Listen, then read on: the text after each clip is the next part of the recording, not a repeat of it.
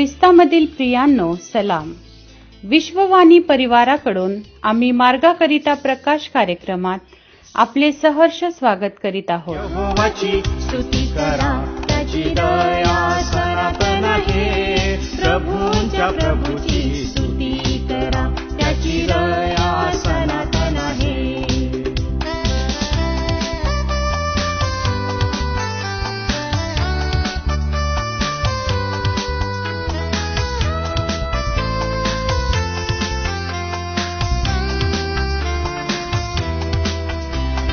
आजवर चालविले स्तुती करा, त्याची दया सनातन आहे. आजवर चालविले स्तुती करा, त्याची दया सनातन आहे. पुढेही चालविणार स्तुती करा, त्याची दया सनातन आहे. त्याची दया सनातन आहे.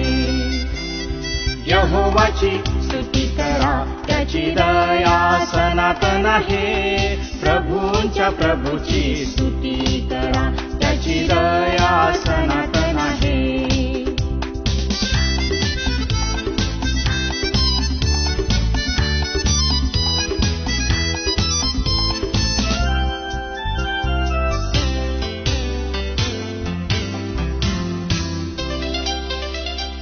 आजवर सांभाळिले स्तुती करा, त्याची दया सनातन आहे.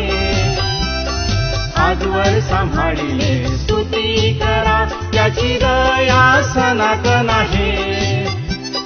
पुढेही सांभाळणार स्तुती करा, त्याची दया सनातन आहे. त्याची दया सनातन आहे. यहोवाची स्तुती करा, त्याची दया सनातन आहे. प्रभूंच्या प्रभूची स्तुती करा, त्याची दया सनातन आहे.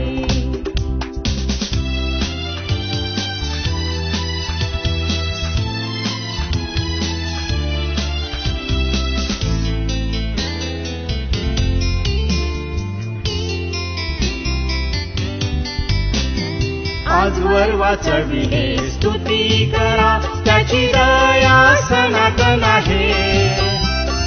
आजवर वाचविले स्तुती करा, त्याची दया सनातन आहे. पुढेही वाचविणार स्तुती करा, त्याची दया सनातन आहे. आजच्या म्हणण्यासाठी निवडलेला शास्त्रभाग निर्गम याचा पहिला अध्याय वचने 1 ते 7. निर्गम याचा पहिला अध्याय वचने 1 ते 7. याकोबा बरोबर जे इस्रायल वंशज सहकुटुंब मिस्र देशात गेले, त्यांची नावे ही: रौबेन, शिमोन, लेवी व यहुदा, इसाखार, जुबुलून व बन्यामीन, दान व नफ्ताली, गाद व आशेर. याकोबापासून झालेले एकंदर 70 जण होते. योसेफ हा मिस्रात होताच. नंतर योसेफ व त्याचे सर्व भाऊ आणि त्या पिढीचे सर्व जण मरण पावले. इस्रायल वंशज फलद्रूप झाले व अतिशयित वृद्धी पावून बहुगुणित झाले. ते महाप्रबळ होऊन त्यांनी देश भरून गेला. देवबाप असलेले वचन आपणा सर्वांसाठी आशीर्वादित करो. प्रिय प्रभूच्या नावाला धन्यवाद असो. आजचं वाचलेलं शास्त्रभाग निर्गम त्याच्या अध्याय 1 वचन 1 ते 7. या वचनामध्ये आपण निर्गम या पुस्तकाची सुरुवात पाहतो. निर्गम याचा अर्थ छुटकारा किंवा बाहेर पडणे. त्याचप्रकारे ही जो सर्व घटना, निर्गम या पुस्तकामधील सर्व घटना मिस्र या देशात झालेली आहे. आणि मिस्र म्हणजेच गुलामी किंवा पाप. तर वचन 1 पासून जेव्हा आपण पाहतो, या वचनामध्ये आपल्याला दिसतंय की इस्रायलचे 12 लेकरांचे नाव आपल्याला पाहायला मिळतात. व त्याचा युसुफ हा जो मुलगा आहे, हा अगोदरच मिस्र देशामध्ये पोहोचला होता. नंतर याकोब व त्याच्या परिवारातील 70 लोक मिस्र देशात आले. त्या काळी पडलेल्या दुष्काळापासून स्वतःला वाचवण्याकरिता ते सर्व 70 प्राणी मिस्रमध्ये आलेले आपल्याला दिसतात. आणि या सर्व घटनेविषयी परमेश्वराने आपला सेवक अब्राम याला सांगितलं होतं.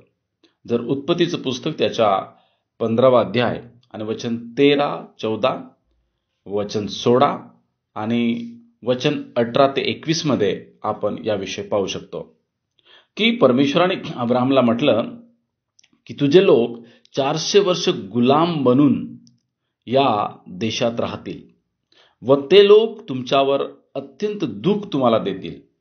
त्याचप्रकारे वचन 16 मध्ये आपण पाहतो की देव अब्रामाला पुन्हा म्हणतोय की हे तुझे लोक 4थ्या पिढीमध्ये पुन्हा कनान देशामध्ये परत येतील.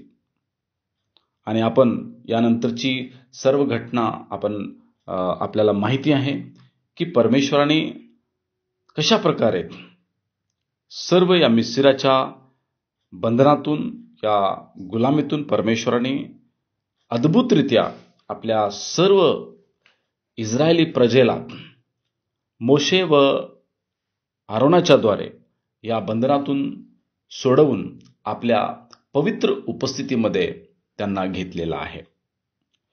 माझ्या प्रियानो, या ठिकाणी आपण पाहतो की परमेश्वर किती प्रेमळ आहे व तो आपल्या लोकांवर किती प्रेम करतो. परमेश्वराने त्या गुलामीच्याही ठिकाणी त्यांना फलफूल केलेला आहे. म्हटलेलं आहे की इस्रायलीचे वंश त्या ठिकाणी इतकं वाढलेलं आहे की खूप मोठ्या संख्येने ते वाढत गेलेले आहेत. परमेश्वराची कृपा त्यांच्यावर सदैव बनून होती आणि परमेश्वर त्यांना चालवत होता. आपण या प्रार्थना करूया. पवित्र प्रभू, आम्ही तुला धन्यवाद देतो, तुझी स्तुती करतो देवा. या सुंदर वचनाकरवी तू आमच्याशी बोललस. कशा प्रकारे प्रभू आपल्या निवडलेल्या लोकांविषयी तू काळजी करतोस. आणि निश्चितच माझ्या देवा, तू आजही तुझ्यावर विश्वास करणाऱ्या प्रत्येकांची तू काळजी घेणारा आमचा जिवंत प्रभू आहेस. याबद्दल तुझे आभार मानतो देवा. धन्यवाद. सुंदर वचनाकरवी आमच्याशी बोललस. सर्व महिमा आदर तुला देतो. ख्रिस्त येशूच्या नावात प्रार्थना करतोय, म्हणून तू एक पिता. आमेन.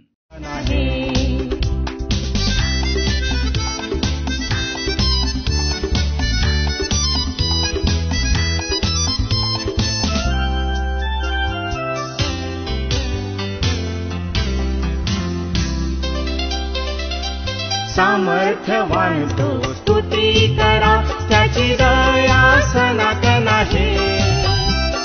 सामर्थ्यवान तो स्तुती करा, त्याची दया सनातन आहे. सर्वज्ञ आहे तो स्तुती करा, त्याची दया सनातन आहे. त्याची दया सनातन आहे. यहोवाची स्तुती करा, त्याची दया सनातन आहे. प्रभूंच्या प्रभूची स्तुती करा, त्याची दया सनातन आहे. त्याची दया सनातन आहे. माझ्या दुःखात माझे सांत्वन हे आहे की तुझे वचन मला नवजीवन देते. आमचा टोल फ्री नंबर 1-800-2700-333. आम्ही आपणासाठी या नंबरवर प्रार्थना करण्यास उपलब्ध आहोत.